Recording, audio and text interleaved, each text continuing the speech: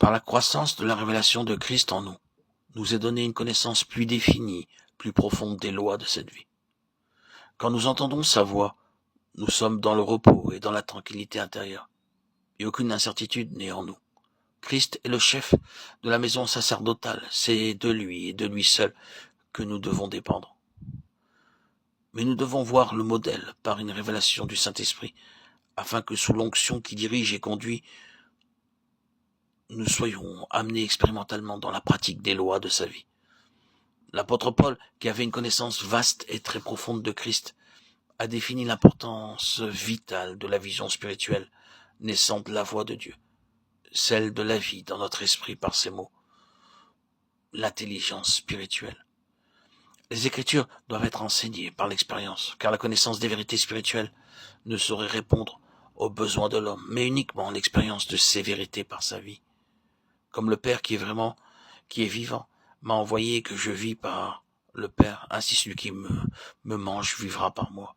Ma nourriture est de faire la volonté de celui qui m'a envoyé et d'accomplir son œuvre. Jean 6, 57, Jean 4, 34. Prendre de la nourriture, c'est satisfaire un besoin qui devra l'être toutes les fois où il s'en fera sentir. Transposer et interpréter spirituellement, cela signifie qu'il n'est pas suffisant que nous soyons sauvés. Mais le Seigneur veut que nous grandissions et atteignions la pleine stature, celle de l'homme fait, car ce que Dieu a en vue pour nous, c'est sa plénitude.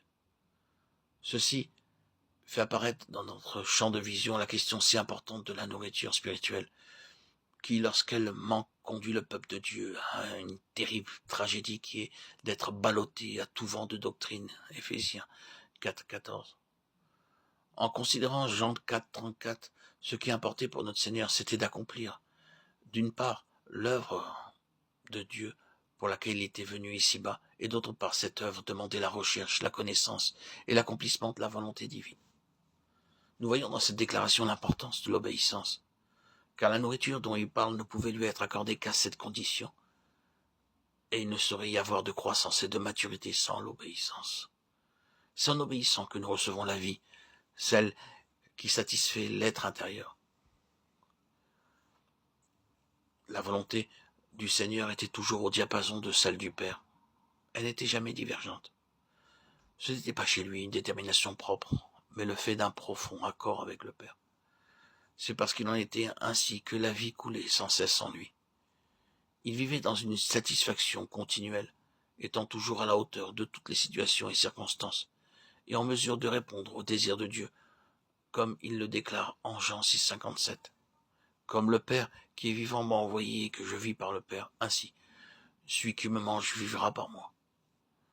Celui qui me mange se nourrit de moi et vit par moi. Comment? En faisant sa volonté. C'est ainsi que nous recevons et demeurons dans la vie unis à celui qui en est la source. Savoir que nous avons accompli sa volonté produit en nous un état intérieur de parfaite assurance, la source d'un grand contentement, et nous goûtons à sa joie parfaite. Il faut que nous soyons une donation sans réserve à Dieu, afin de vivre pour lui. Nous avons été rachetés pour rendre témoignage, pour être témoins qu'il est tout, qu'il peut tout et qu'il fait tout.